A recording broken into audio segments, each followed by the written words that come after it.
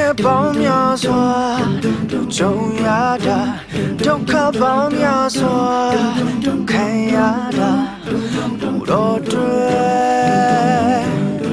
里面不同里眼，随便牵秒索，都重要的，对却包秒索，都是第一的，不多对。故送的，长老千呀，轮年呀，岁月千呀，变年呀，别被看呀，随着了呀。这脑中苦，连背的，这脑中也是呀，有到的美。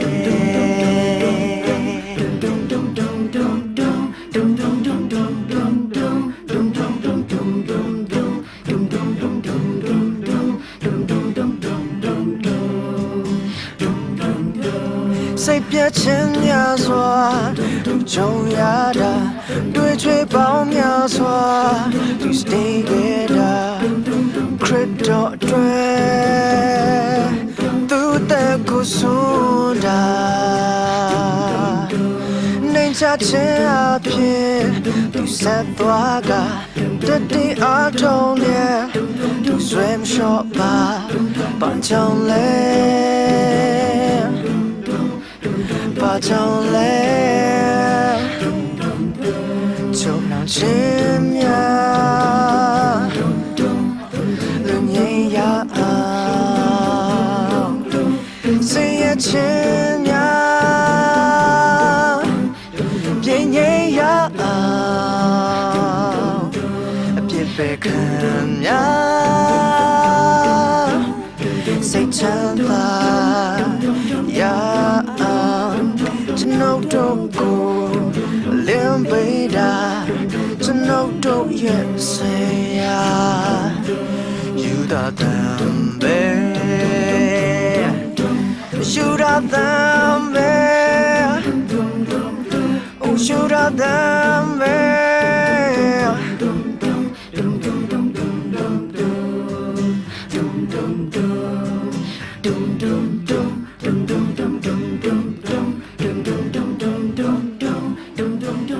阿龙呗，这多那么难，明了吧？路今年你不嘛，路困死巴嘞路。没嘛，但那克里米亚太难个，马西尼家嘞，你个么那么米尼呢？这个呢，下季就是但你那呀，比接触到千万件不了嘛，来要不嘛，为伢不为伢不，配考嘞对，配考嘞，但是呀，路跑上呗，米呢？ဒီမှာရှိတဲ့ညီကောင်မများကိုထူးပဲကျေးဇူးတင်ရှိပါတယ်ဆိုတာကိုလည်းပဲပထမဦးစွာဖော်ပြပါရစေကျွန်တော်ကတခြားကိစ္စလေးပေါ်လာတဲ့အခါကျတော့ဖွင့်ပွဲညမှာအချိန်ယူရမှာဖြစ်တော်လည်းပဲနောက်ကျသွားပါတယ်ဒီအတွက်လည်းပဲအနုညွတ်တောင်းပန်ပါတယ်လို့ဒီကနေ့ကျွန်တော်တို့ရရှိတဲ့အချိန်တိုင်းလေးမှာဆင်ခြင်ဖို့အတွက်ခရစ်ယာန်ရဲ့မိတ္တာဟာဖွဲ့ခြင်းနဲ့ပတ်သက်ပြီးမှအကြောင်းအရာလေးဟာတကယ်တော့မြန်မာနိုင်ငံခရစ်ယာန်သင်းတော်များကောင်စီရဲ့ထွေထွေတွင်းမှုတိတ်ခါရရဆရာဆော့ရွှေလင်းရဲ့အချိန်ဖြစ်ပါတယ်တိုးတော်လည်းပဲအကြောင်းမျိုးမျိုးကြောင့်သူမရောက်မလာနိုင်တဲ့အခါမှာမနေ့ကပဲကျွန်တော်အိမ်စာရလိုက်ပါတယ်လို့ assignment လေးရတော့ဒီမနေ့မှာကမန်ကရန်ဖျားရှင်ရဲ့ဝိညာဉ်တော်ကပေါ်ပြတဲ့အတိုင်းပါပဲပြင်ဆင်ပြမှဒီနေ့တင်ပြဖို့ရန်ကျွန်တော်အနေနဲ့ဒီနေ့ယူဆောင်လာခြင်းဖြစ်ပါတယ်လို့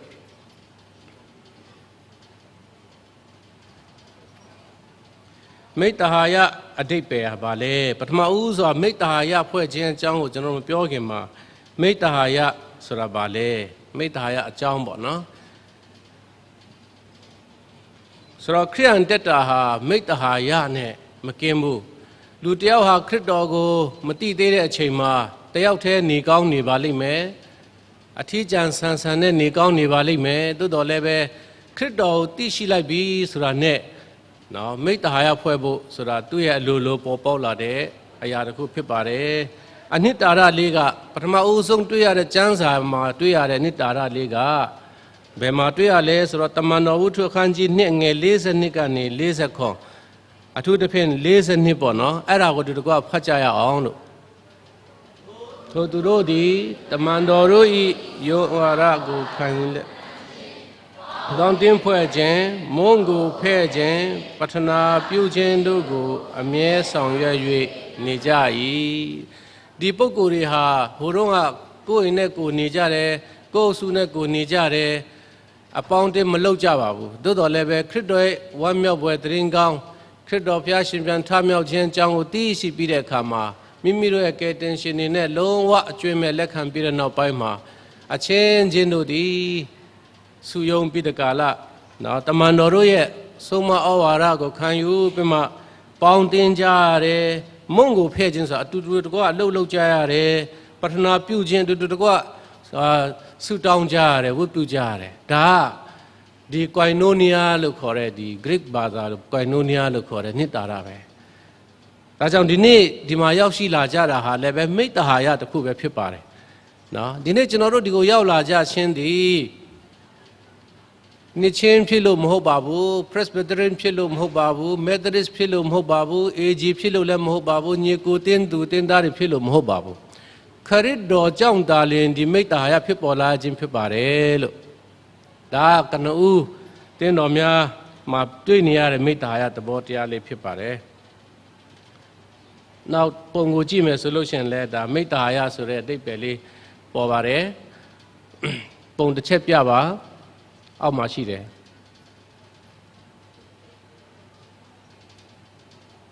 အပုံလေးအဲ့မှာကြည့်မယ်ဆိုရင်ကျွန်တော်တို့ဘာတွေ့ရလဲဆိုတော့မိတ္တဟာယဟာဘလောက်ထိကြည်နူးပွယ်ကောင်းတယ်လဲရင်းရင်းနှင်းနှင်းနဲ့ဟုတ်တယ်မလားတယောက်နဲ့တယောက်ဝေငှရဖက်လက်တကင်းနဲ့ဟုတ်တယ်မလားဒီမိတ္တဟာယဖွဲ့တယ်မိတ်ဖွဲ့တယ်ဆိုတဲ့အနေထားလေးတွေဒါကျွန်တော်တို့တွေ့ရမှာဖြစ်ပါတယ်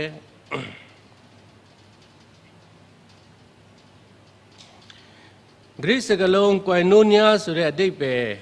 ကဘယ်လိုပုံစံဆောင်တယ်လဲဆိုသူ့ရဲ့ original ပေါ့နော်မူလစကလုံးကိုကျွန်တော်တို့လေ့လာတဲ့အခါမှာအတူတကွပူပေါင်းခြင်းအတူတကွပိုင်ဆိုင်ခြင်းအတူတကွပူပေါင်းလှုပ်ဆောင်တယ်အတူတကွပိုင်ဆိုင်ခြင်းဆိုတော့သူလည်းကိုပိုင်တယ်ကိုလည်းသူပိုင်တယ်ဆိုတဲ့ခံစားချက်မျိုးဖြစ်ပါတယ်အတူတကွမျှဝေခြင်းအတူတကွဝေမျှပေးကမ်းခြင်းတဘောကိုဆိုလိုပါတယ်တနည်းအားဖြင့်ပေးကမ်းခြင်းနဲ့လက်ခံခြင်း give and takes ဖြစ်ပါတယ်ကိုကလည်းရှိတာလေးကိုပေးတယ်နော်သူစီရဟာလေးကိုလည်းကိုကခံယူတယ်အထူးသဖြင့်ကျွန်တော်တို့ဒီဟာဘယ်မှာတော့ထင်ရှားတယ်လဲဆိုခရစ်ယာန်ယုံကြည်သူတွေဟာတယောက်နဲ့တယောက်တွေ့ကြတဲ့အခါမှာတက်တည်ခံကြတယ်ဟာဘုရားရှင်ကောင်းမြတ်ခြင်းဘုရားရှင်ဘယ်လောက်ထိသူ့အပေါ်မှာကောင်းမြတ်တယ်လဲဆိုတဲ့ဟာပြောပြကြရတယ်တက်တည်ခံကြတယောက်ကလည်းပြန်ပြီးတော့တက်တည်ခံတယ်ကိုယ်တက်တည်ခံကြအဖြစ်တယောက်ကခွန်အားဖြစ်တယ်သူ့ရဲ့တက်တည်ခံခြင်းအဖြစ်ကိုလည်းပဲပြန်ပြီးတော့ခွန်အားရယူတယ်ဒီလိုသဘောတရားကိုဆိုလိုပါတယ်ကျွန်ုပ်တို့၌ရှိသောအရာကိုသူတစ်ပါးအားပေးကမ်းဝေမျှတဲ့ကဲ့သို့သူတစ်ပါးရဲ့ဝေမျှခြင်းကိုလည်းပဲလက်ခံခြင်းဖြစ်ပါတယ်ဓမ္မတိကျမ်းတပုဂ္ဂိုလ်ကြီး J.R. Max Ray ကဘယ်လိုဖော်ပြဘူးသလဲဆိုလို့ရှိရင်ကနဦးအသင်းတော်ရဲ့မိတ္တဟာယဖွဲ့ခြင်းတည်းတဲ့တူညီသောတွေးခေါ်မှုနဲ့ကျင့်သုံးမှုပေါ်တွင်အခြေခံခဲ့သည်မဟုတ်ခရစ်တော်ကိုယုံကြည်လက်ခံခြင်းပေါ်တွင်သာမူတည်တယ်လို့ဖော်ပြထားတယ်ကျွန်တော်တို့ uniformity တပုံစံတဲ့ရှိခြင်းအတွေ့အခေါ်မျိုးမြင်ပုံစံတူခြင်းယဉ်ကျေးမှုတူခြင်းဆိုတဲ့ဟာမျိုးပေါ့ဒါမျိုးမဟုတ်ပါဘူးတဲ့ခရစ်တော်ကိုလက်ခံပြီးတဲ့အခါမှာဒီခရစ်တော်လက်ခံတဲ့လူတွေကြားထဲမှာယဉ်ကျေးမှုလည်းမတူကြပါဘူးနော်အသွေးသားရောင်လည်းမတူကြပါဘူးစဉ်းစားပုံစဉ်းစားနည်းလည်းမတူကြဘူးတွေးခေါ်ပုံတွေးခေါ်နည်းလည်းမတူကြဘူးသို့တော်လည်းပဲခရစ်တော်ရဲ့ကယ်တင်ခြင်းဆုကျေးဇူးခရစ်တော်ဘ ਹੁ ပြုတ်ကြလိုက်တဲ့အခါမှာအလိုနေနဲ့သူတို့ဟာခရစ်တော်အားဖြင့်ညီကိုမောင်နှမတွေဖြစ်ပြီးတဲ့ကာလဒီတကွပေါင်းတင်နေထိုင် သက်သေခံဝေငှနိုင်ကြခြင်းသာလျှင်ဖြစ်တယ်ဆိုပြမဒီ scholar J.R. McRae ကဖော်ပြမှုပါတယ်ဒါကြောင့်ကျမ်းစာတစ်ခုလုံးကိုကျွန်တော်တို့ကြည့်ရမယ်ဆိုလို့ရှိရင်မိတ္တဟာယဖွဲ့ခြင်းဟာဘုရားသခင်ရဲ့တကယ်အလိုတော်ပဲဒီကနေ့အလိုတော်ပြည့်စုံပါစေတော်လို့ကျွန်တော်တို့ပြောကြတဲ့အခါအဲ့ဒီအလိုတော်ထဲမှာဘာပါတယ်လဲဆိုတော့ဘုရားနဲ့လူနဲ့မိတ္တဟာယဖွဲ့ဖို့လူချင်းမိတ္တဟာယဖွဲ့ဖို့ဆိုတဲ့အလိုတော်ပါတယ်ကျွန်တော်တို့ကိုယ့်အကိုခရိယန်လို့ခေါ်ပြီးတော့ဘသူနဲ့မှလည်းပေါင်းလို့လည်းမရစကားပြောလို့လည်းမရမိတ္တဟာယပြောလို့လည်းမရအဲ့ဒါလို့ဆိုလို့ရှိရင်တော့ဒါပြန်ပြီးတော့ဆင်ခြင်ရမယ့်အပိုင်းဖြစ်ပါတယ်လို့ကျမ်းစာကိုလေ့လာကြည့်ရင်ဘာတွေ့ရလဲဆိုတော့လူဖျားသခင်ကလူဖန်ဆင်းတဲ့နေရာမှာအဓိကဥတည်ချက်ကအဲ့ဒီလူနဲ့သူ့ရဲ့ပုံသဏ္ဍာန်တော်နဲ့ညီဖန်ဆင်းထားတဲ့လူနဲ့မိတ္တဟာယဖွဲ့ဖို့ပဲဖြစ်တယ်ကဘာဦးကျမ်းခန်းကြီး3အငယ်8ကိုတကွဖတ်ကြရအောင်နေအေးသောအချိန်၌ထိုဥယျာဉ်၌သာဝရအရှင်ဘုရားသခင်ကြွတော်မူသောအတန်ကိုလူလင်မယားတို့သည်ကြားလျင်အထံတော်မှလွတ်ခြင်းကဥယျာဉ်အပြင်တို့တွင်ပုံကွယ်၍နေကြ၏ဒါအုပ်ကြီးချင်းအပြင်ဘုရားသခင်နေအေးတဲ့အချိန်မှာအာဒါနဲ့အေဝါရှိနေတဲ့နေရာကိုအေဒင်ဥယျာဉ်ကိုသူလာတယ်ဆိုတော့အမြဲတမ်းနေအေးလို့ရှင်တော့သူလာအာရန်ရေအေဝါရေအာရန်ရေအေဝါရေနေကောင်းကြလားစသဖြင့်ပေါ့မေးမှာပဲဘယ်လိုလဲစားပြီးကြပြီလားအဲ့လိုပေါ့ပျော်ကြရဲ့လားအဲ့လိုလားမေးမှာပဲဆိုတော့ခါတိုင်းလာနေကြတိုင်းလာတဲ့ခါကျတော့သူတို့ကဘုရားရှင်ရဲ့တန်ကိုလည်းကြားရောသူတို့မခံနိုင်ကြတော့ဘူးကိုနက်ကဖြစ်တယ်ဆိုတာနော်သူတို့တိသွားကြတယ်ဒါလည်းပဲကျွန်တော်အချိန်သိမ့်မရတော့အဲ့ဒီအကြောင်းတွေတော့သိစေတော့မသွားတော့ပါဘူးဘာဖြစ်လို့လဲဆိုတော့ဘုရားရှင်မရှိတဲ့အချိန်မှာဒီအပြစ်ကိုသူတို့ကျူးလွန်မိခဲ့ကြတဲ့အတွက်ကြောင့်မလို့ဒါဘုရားရှင်ရဲ့ရှေ့ကနေပြမပုံကွယ်နေကြခြင်းဖြစ်ပါတယ်ဒါကြောင့်မလို့ဒီမိတ္တဟာဖွဲ့ခြင်းဟာပြက်ပြဲသွားခဲ့ရတယ်ဆိုကျွန်တော်တို့ကျမ်းစာရတွေ့ရပါတယ်ဒီပုံကိုကြည့်မယ်ဆိုရင်ကျွန်တော်သိတာပါတယ်ဘုရားရှင်ဖန်ဆင်းခြင်းရဲ့အလိုတော်ဟာလူဖြစ်ပါတယ်ဘုရားသခင်ကတခြားဟာတွေနဲ့မိတ္တဟာယမဖွဲ့ဖို့မဟုတ်ဘူးလူနဲ့ပဲသူတရံတော်နဲ့ညီဖန်ဆင်းထားတဲ့လူယောက်ျားလူမိန်းမနဲ့သူကအလယ်မှာဟုတ်တယ်မလားမိတ္တဟာယဖွဲ့ပြမဒါကဘာတစ်ထဲမှာပေါ့အေဒင်ဥယျာဉ်ထဲမှာတကယ်ပဲပျော်ပျော်ရွှင်ရွှင်နဲ့နေဖို့ပါပဲတို့တော်လည်းပဲခုနကျွန်တော်ပြောတဲ့အတိုင်းဘုရားရှင်အာဒါနဲ့ဝါခေါ်တဲ့အခါသူတို့ထွက်ပြေးတယ်အဲ့ဒါလိုခြေနှမျိုးရောက်တဲ့အတွက်ကြောင့်ဘုရားရှင်ကတော်တော်လေးလူကိုဖန်ဆင်းရတာသူ့ရဲ့ကြံစီတော်လည်းမထမြောက်တဲ့အတွက်တော်တော်လေးစိတ်ပြက်ခဲ့တယ်ဆိုကျွန်တော်တို့တွေ့နိုင်ပါတယ်ကဘာဦးကျမ်းခန်းကြီး6ငယ်9ကိုတူကဖတ်ကြည့်ရမြေကြီးပေါ်မှာစိတ်နှလုံးကြံစီရှိသမျှတို့သည်အစင်မပြတ်စိုးညစ်ခြင်းတက်ရှိကြောင်းကိုဘုရားသခင်တည်မြင်တော်မူလျင်မြေကြီးပေါ်မှာလူကိုဖန်ဆင်းတော်မူသည်ကိုနောင်တရ၍နှလုံးတော်ပူပန်လျက်ရှိတော်မူ၏နောက်တစ်ခါဆက်ဖတ်မယ်ဘုရားသခင်သည်မြေကြီးကိုကြည့်ရှုသောအခါပုပ်ဆက်လျက်ရှိသည်ကိုမြင်တော်မူ၏ကဲမူလပထမကတော့တန့်ရှင်းသောမိတ္တဟာယဖွဲ့ဖို့ပဲသို့တော်လည်းပဲနောက်ပိုင်းမှာဘုရားရှင်ရဲ့အလိုတော်အတိုင်းဖြစ်မလာပဲနဲ့လူတွေကသူ့ရဲ့ဆန္ဒအတိုင်းဖြစ်သွားတယ်သူတို့ရဲ့ဆန္ဒအတိုင်းလုပ်တယ်အလိုတော်အတိုင်းမလုပ်မနေဘူးဒါကြောင့်မလို့ဒီလောကကြီးမှာအပြစ်သားဘဝအပြစ်ရောက်ကြတဲ့အခါမှာဘုရားရှင်ကလူကိုဖန်ဆင်းတော့နောင်တရတယ်လို့ပြောတယ်နောင်တရတယ်လို့ပြောတယ်ကျွန်တော်တို့စဉ်းစားစရာဘာရှိလဲဆိုဘုရားလုပ်ပြီးတော့ဘာဖြစ်လို့နောင်တရတယ်လဲသူရောမသိဘူးလားဒါတိတ်ရေးကြည့်တယ်ဒီကနေ့ဘုရားသခင်ကကျွန်တော်တို့ကိုတန်ဖိုးကျွန်တော်တို့ရဲ့တန်ဖိုးဘာထားပေးလဲဆိုတော့လွတ်လပ်စွာရွေးချယ်ပိုင်ခွင့် freedom of choice ဆိုတာကျွန်တော်တို့ဖန်ဆင်းကြရပေးထားတာလွတ်လပ်ဘုရားရဲ့ဇာတိဆိုတာလွတ်လပ်နေရမှာပဲ တော်တော်လည်းပဲဒီလွတ်လပ်မှုဟာနော်အလိုတော်တိုင်းကျွန်တော်တို့အသုံးချမယ်ဆိုတော့ဘုံတော်ထင်ရှားမယ်မိမိရဲ့စန္ဒကိုဖြစ်ဆွတ်ဖို့အတွက်ကိုယ့်ရဲ့စန္ဒကိုယ့်ရဲ့အလိုအတိုင်းတာအသုံးချမယ်ဆိုရင်ဒီလွတ်လပ်မှုကကိုယ့်ကိုပျက်စီးခြင်းကိုဖြစ်စေနိုင်ပါတယ်ဒါကြောင့်မလို့ဒီလွတ်လပ်ခြင်းကိုဘုရားရှင်ကလည်းပဲအတင်းအဓမ္မကြီးဟိုတွေမလုပ်ဘူးပေးထားတဲ့ခါကျတော့အာရနဲ့အေဝါရဲ့ freedom of choice သူတို့ရဲ့ရွေးချယ်မှုအပေါ်မှာအခြေခံပြီးမှအပြစ်ဖြစ်သွားတယ်ဒါကြောင့်သူ့စကားကိုနားမထောင်တဲ့ဘုရားအနေနဲ့ဒါနောင်တရတယ်ကောင်းကင်ကနေမြေကြီးကိုကြည့်တဲ့အခါမှာပုတ်ဆက်တယ်ပုတ်ဆက်တယ်နန်စော်တာပေါ့ကွာပုတ်ဆက်တယ်ဆိုနန်စော်နေတယ်ကိုကျင့်တရားမကောင်းဘူးအဲ့ဒါလိုသဘောကိုခေါ်ပြပါတယ်ဒါဆိုရင်ဘာလုပ်တော့မှလဲဘုရားသခင်ကဘယ်လိုလုပ်ရင်သူ့ရဲ့အလိုတော်ဖြစ်တဲ့မိတ္တဟာယဖွဲ့ခြင်းဟာပြန်ပြီးတော့ပေါ်လာမလဲဆိုပထမအကြံစီတော်ရှိတယ်ပထမဦးဆုံးဘယ်လိုကြံစီတယ်လဲဆိုနီလန်းကအာဗြဟံကိုသူရွေးကောက်မယ်အာဗြဟံကိုလူမျိုးကြီးဖြစ်စေမယ်အဲ့ဒီ the chosen people ကနေပြီးမှဒီကမ္ဘာလောကကြီးကိုဘုရားသခင်အကြောင်းပြန်ပြီးမှတွန်းတင်မယ်ပြီးလို့ရှိရင်လူတွေကဘုရားအကြောင်းကိုသိတဲ့အခါမှာသာဝရဘုရားနဲ့ပြန်ပြီးတော့မိတ္တဟာယတည်ဆောက်မယ်ဆိုတဲ့ဘုရားရှင်ရဲ့အကြံစီတော်ဖြစ်ပါတယ်ကျွန်တော်တို့အားလုံးသိတဲ့အတိုင်းအာဗြဟံကတကယ်တော့သူကရုပ်တုကိုးကွယ်တဲ့မိသားစုကနေဆင်းသက်လာတာပါသူ့အဖေတေရကရုပ်တုကိုးကွယ်တယ်ရုပ်တုကိုလှုပ်ပြမရောင်းတာစီးပွားရေးလုပ်တာအာဗြဟံကငယ်ကလေးကဒီရုပ်တုတွေမြင်လာတဲ့ခါကျတော့ရင်းနှီးမှုလည်းရှိတယ်ပေါ့နော်ရုပ်တုဖျားတွေကိုပူဇော်ပတတယ်ဒီရုပ်တုတွေကစားလည်းမစားတော့လည်းမတော့တော့ဒါကတော့ဖျားဖြစ်မှာမဟုတ်ဘူးဆိုပြီးမှ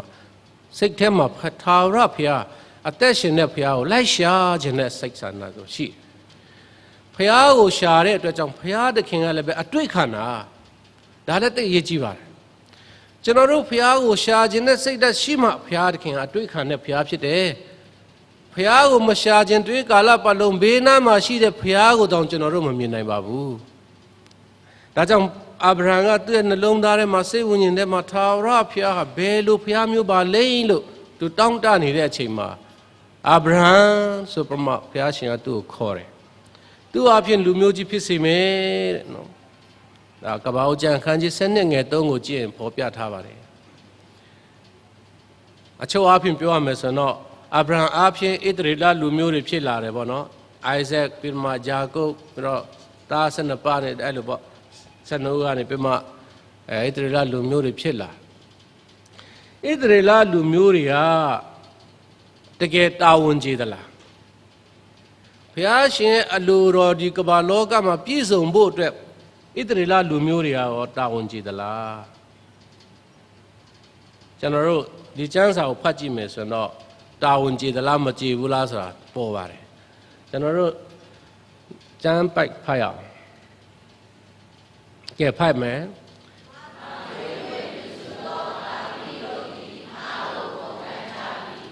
နွားတော်လည်းမိမိအရှင်ကိုသိမြဲတော်လည်းမိမိသခင်ဤမြင်ဆောင်ကိုသိဣသရေလအမျိုးသားတို့မူကားငါကိုမသိကြငါဤလူမျိုးမူကားမစင်ကြယ်တတ်ပါတကားစိုးရုပ်သောအမျိုးလူစဲဝန်ကိုထမ်းရွက်သောလူစုမတရားသဖြင့်ပြုသောအနွယ်ဖောက်ပြန်သောသားသမီးပါတကားသာဝရဖျားဆွန့်ကြပြီဒါပဲအဲ့ဒါလူတန်းစားမျိုးကဘယ်လိုလုပ်ဖျားရှင်ဘုံတော်ထင်ရှားစေမလဲအဲ့ဒါလူမျိုးကဘယ်လိုလုပ်မိတ္တဟာယဆိုတာပေါ်စေမှာလဲဖျားရှင်ရဲ့လူတော်ထဲမှာသူရွေးကောက်ထားတဲ့လူမျိုးစုနဲ့သူနဲ့ကြားတဲ့မိတ္တဟာယရဲ့သူတို့အပြင်ကမ္ဘာလောကမှာရှိတဲ့အာဗြဟံကိုဂရုပေးထားတဲ့အတိုင်းလူမျိုးအားလုံးနဲ့မိတ္တဟာယဖွဲ့ဖို့ဖြစ်ပါတယ်တိုးတော်လည်းပဲဟေရှာယ prophet ဖော်ပြတဲ့အတိုင်းသူတို့ရဲ့အသက်ရှင်ပုံရှင်နေသူတို့ရဲ့အတွေးခေါ်ပုံတွေးခေါ်နေသူတို့ရဲ့လုပ်ပုံကိုင်ပုံတွေဟာမိတ္တဟာယမပြောနဲ့သူတစ်ပါးတွေနဲ့ရန်ဘက်ပြုတ်ပြီးမှတစ်ချိန်လုံးတိုက်နေရတဲ့လူမျိုးတွေဖြစ်သွားတယ်ဘယ်လောက်ထိတလွဲဖြစ်သွားတယ်လဲဆိုရင်သူတို့ကကျွန်တော်တို့ကတဲ့ရွေးကောက်ခံလူမျိုးတန်ရှင်းသောလူမျိုးနွယ်တွေဖြစ်တယ်တဲ့ the chosen people ဒါကြောင့်မလို့ တန့်ရှင်းသောလူမျိုးတွေဖြစ်ကြတယ်တဲ့ Holy people သူတို့နေတဲ့တိုင်းပြည်တော်မှာ Holy land လို့ခေါ်တယ်ဒါကြောင့်မလို့သူများဆိုလို့ရှိရင်သူများဆိုတာတပါးမျိုးသားတွေဆိုလို့ရှိရင်အပြစ်သားတွေနော်ဖျားမတိတဲ့လူတွေစာတန်ရဲ့သားသမီးတွေစသဖြင့်ပုံစံမျိုးပေါ့နော်ဟာတခါတည်းဟိုမာနထောင်လွှားပြီးမှမာနတွေတဲ့ပြီးမှဂျူးလူမျိုးတွေနဲ့ဆမာရိဆီးရီးယားလူမျိုးတွေရထားတဲ့ကပြားအမျိုးတွေတောင်မှနော်ရေပေးမတော့ဘူးသူတို့မြေကိုဖြတ်သွားတယ်နော်ဆမာရိနယ်မြေကိုဖြတ်သွားတယ်ဆိုရင်တောင်မှဟိုးအပြင်ဘက်ရောက်လို့ဆိုရင်ဖုံတွေပါတယ်ခါချရသေးတယ်အဲ့ဒါလောက်ထိတလွဲဖြစ်ကုန်တာဒါကြောင့်မလို့ဒီဖျားရှင်ရဲ့မူလရွယ်ချက်အလိုတော်ဟာဣသရေလလူမျိုးတွေအဖြစ်မပြည့်စုံခဲ့ဘူးဆိုတော့ကျွန်တော်တို့သိရပါတယ်ဒီတော့နောက်တနည်းဘုရားရှင်ကပြန်ပမရှာကြံပြန်တယ်ဒါပါလေဆိုလို့ရှိရင်အာရနဲ့ဧဝါနဲ့လည်းပဲအစင်မပြေဣသရေလလူမျိုးတွေအဖြစ်လည်းအစင်မပြေနောက်ဆုံးကြတော့မထူဘူးသူ့မှာတူးတည်သောသားရှိတယ်သခင်ယေရှုခရစ်တော်အဖြစ်ဒီမိတ္တဟာယပျက်စီးနေတဲ့မိတ္တဟာယပြန်ပမတည်ဆောက်မယ်ဆိုပြီးတော့ဘုရားရှင်ကနောက်ဆုံးညှိပြူဟာပေါ့လေဒါအသုံးပြုပြီးတော့သားတော်ကိုစေလွတ်ခဲ့ပါတယ်ယောမခန်းကြီး9အငယ်8ကိုကျွန်တော်တို့ဒီလိုကဖတ်ရအောင်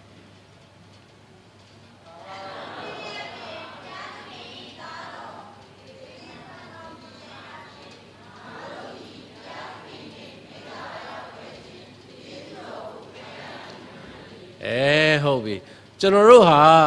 အခုယန္တုဖြစ်လက်ဆိုတော့ဘုရားအတွက်ယန္တုဖြစ်လက်နဲ့ဘုရားကိုပုံကန်တဲ့လူဖြစ်လျက်နဲ့ဘုရားသခင်သားတော်သခင်ယေရှုအသေးခံတော်မူခြင်းအဖြစ်ငါတို့ဒီဘုရားသခင်နဲ့မိတ္တဟာယဖွဲ့ခြင်းကျေးဇူးတော်ကိုခံရတာမှန်တယ်ဒီနေ့ဒီအချက်ဟာကျွန်တော်တို့ရဲ့တကယ်ကျေးဇူးတော်တက်တက်ပဲကျွန်တော်တို့ဟာထိုက်တန်တဲ့လူတွေမဟုတ်ပါဘူးဘုရားရှိခိုးထိုက်တန်တဲ့လူမဟုတ်ပါဘူးကျေးဇူးတော်တက်ကြောင့်ကျွန်တော်တို့ဟာဒီကနေ့ဘုရားသားဖြစ်ရတဲ့ခွင့်ပြန်ပြီးတော့ပြက်ပြယ်သွားခဲ့တဲ့ဘုရားရှင်နမိတ်တာဖွဲ့ရခြင်းခွင့်ကျွန်တော်တို့ပြန်လည်ရရှိပါတယ်ဆိုဒီနေ့ကျွန်တော်တို့တွေ့ရပါတယ်